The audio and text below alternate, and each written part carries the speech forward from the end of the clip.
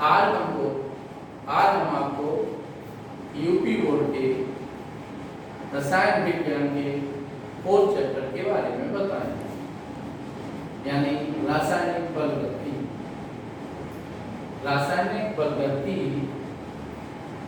भौतिक रसायन की शाखा होती है, यानी केमिकल काइनेटिक्स जो होती है फिजिकल केमिस्ट्री की ब्रांच है, और इसके अंतर्गत हम रासायनिक अभिक्रिया के वेग, वेलोसिटी ऑफ केमिकल रिएक्शन और इस वेग को प्रभावित करने वाले कारक, ताप, दाब, सांद्रण, उत्प्रेरक, इन सब का अध्ययन करेंगे। यानी हम कह सकते हैं कि भौतिक रसायन की वह शाखा जिसके अंतर्गत रासायनिक अभिक्रिया के वेग को प्रभावित करने वाले कारक जैसे ताप, दाब, सांद्रण, उत्प्रेरक, इनका अध्ययन किया जाता है, उसे रासायनिक बलगति कहते हैं। रासायनिक अभिक्रिया का वेग, तो रासायनिक अभिक्रिया का जो वेग होता है कितने समय में कितना क्रियाकारक रिएक्टेंट क्रियाफल में बदल जाता है, उसे उस रासायनिक अभिक्रिया का वेग कहते हैं। रासायनिक अभिक्रिया का वेग बराबर dx/dt, यहाँ dx जो है क्रियाकारक की क्रियाफल में बदली हुई मात्रा होती है, यानी कितना रिएक्टेंट कितने प्रोडक्ट में कन्वर्ट हो गया, चेंज हो गया। dt जो है वो समय होता है। अगर हम रासायनिक अभिक्रिया के वेग की परिभाषा लिखेंगे तो इस प्रकार से लिख सकते हैं कि इसे इकाई मान लें तो एकांक समय में क्रियाकारक की क्रियाफल में बदली हुई मात्रा को उस रासायनिक अभिक्रिया का वेग कहते हैं। अब बात करते हैं रासायनिक अभिक्रिया के वेग स्थिरांक की, वेलोसिटी कांस्टेंट की। कोई भी रासायनिक अभिक्रिया हो, उस रासायनिक अभिक्रिया में जितने भी अभिकारक अणु होते हैं, क्रियाकारक अणु होते हैं, उन अभिकारक अणुओं के सांद्रण के समानुपाती रासायनिक अभिक्रिया का वेग होता है। यानी किसी भी रासायनिक अभिक्रिया का जो वेग होता है उस रासायनिक अभिक्रिया में उपस्थित क्रियाकारक अणुओं के सांद्रण के समानुपाती होता है। सपोज करो हमने कोई रिएक्शन मान ली, ए रिएक्टेंट है और सी हमारा प्रोडक्ट का फॉर्मेशन हुआ, तो ए एरो सी। इस अभिक्रिया के लिए अगर हम वेग निकालेंगे तो इस अभिक्रिया के लिए वेग dx/dt प्रोपोर्शनल कंसंट्रेशन ए। यहाँ बड़ा ब्रैकेट जो है सांद्रण का प्रतीक है कि कितने मोल कितने लीटर में प्रेजेंट है, इसके मोल सांद्रण को व्यक्त करता है। dx/dt अगर हम प्रोपोर्शनल का साइन हटाएंगे तो कोई कांस्टेंट वैल्यू लेनी होगी, तो k हमने कांस्टेंट वैल्यू ले ली, तो dx/dt k कंसंट्रेशन A।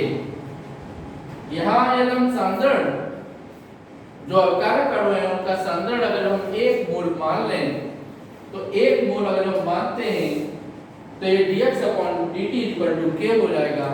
तो हम वेग स्थिरांक की परिभाषा इस प्रकार से कह सकते हैं कि जिस क्षण अभिकारक अणुओं का सांद्रण 1 होगा, उस क्षण उस रासायनिक अभिक्रिया के वेग को वेग स्थिरांक कहते हैं। अब बात करते हैं हम कि रासायनिक अभिक्रिया के वेग पर कौन-कौन से कारक प्रभाव डाल सकते हैं। तो रासायनिक अभिक्रिया के वेग पर एक तो ताप प्रभाव डालता है, दाब डालता है, सांद्रण डालता है, उत्प्रेरक डालता है। अगर हम ताप के प्रभाव की बात करें तो अगर कोई भी रासायनिक अभिक्रिया है तो वो अभिकारक अणुओं के परस्पर टकराव से होती है।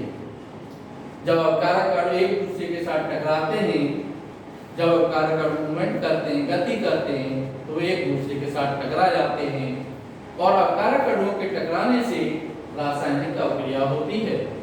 इस सिद्धांत को सघट्यवाद सिद्धांत के नाम से जाना जाता है, यानी सघट्यवाद सिद्धांत कोलाइडन थ्योरी कहलाती है, इसे सघट्यवाद सिद्धांत कहते हैं।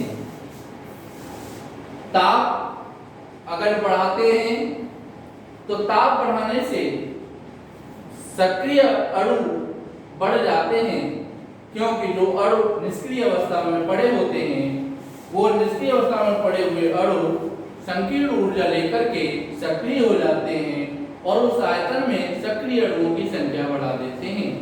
जब सक्रिय अणुओं की संख्या बढ़ेगी तो स्वाभाविक है उन अणुओं के मध्य टकराव बढ़ जाएगा और टकराव बढ़ने से उस रासायनिक अभिक्रिया का वेग बढ़ जाएगा। इसलिए हम कह सकते हैं कि ताप बढ़ाने से रासायनिक अभिक्रिया का वेग बढ़ जाता है। दाब के प्रभाव की बात करें तो दाब बढ़ाने से आयतन में कमी आती है और जब आयतन में कमी आएगी तो जो सक्रिय अणु होंगे वो सक्रिय अणु एक दूसरे के नजदीक आएंगे और जब नजदीक आएंगे तो उनके मध्य टकराव बढ़ जाएगा और टकराव बढ़ने से भी रासायनिक अभिक्रिया का वेग बढ़ता है। इस कारण से हम कह सकते हैं कि अगर हम प्रेशर इंक्रीज करेंगे, दाब बढ़ाएंगे, तो अभिकारक अणुओं में से जो सक्रिय अणु हैं वो पास आने पर उनके मध्य टकराव बढ़ जाएगा और दाब बढ़ाने से रासायनिक अभिक्रिया का वेग बढ़ जाता है। सांद्रण, शुरुआत में मान लो सांद्रण विलय की मात्रा कम ली, सॉल्यूट कम लिया तो उसमें सक्रिय अणु कम होंगे, लेकिन अगर हम विलय की मात्रा सॉल्यूट को और बढ़ा दें तो उसका सांद्रण बढ़ जाता है और जब सॉल्यूट बढ़ाएंगे तो उसमें सक्रिय अणु भी बढ़ेंगे। इसका मतलब है उस आयतन में सक्रिय अणुओं की संख्या बढ़ जाएगी और जब सक्रिय अणुओं की संख्या बढ़ेगी तो उनके मध्य टकराव बढ़ जाएगा और हम कह सकते हैं कि सांद्रण बढ़ाने से रासायनिक अभिक्रिया का वेग बढ़ जाता है। उत्प्रेरक किसी भी रासायनिक अभिक्रिया के वेग को घटा भी सकते हैं और बढ़ा भी सकते हैं, ये रिएक्शन पर डिपेंड करता है।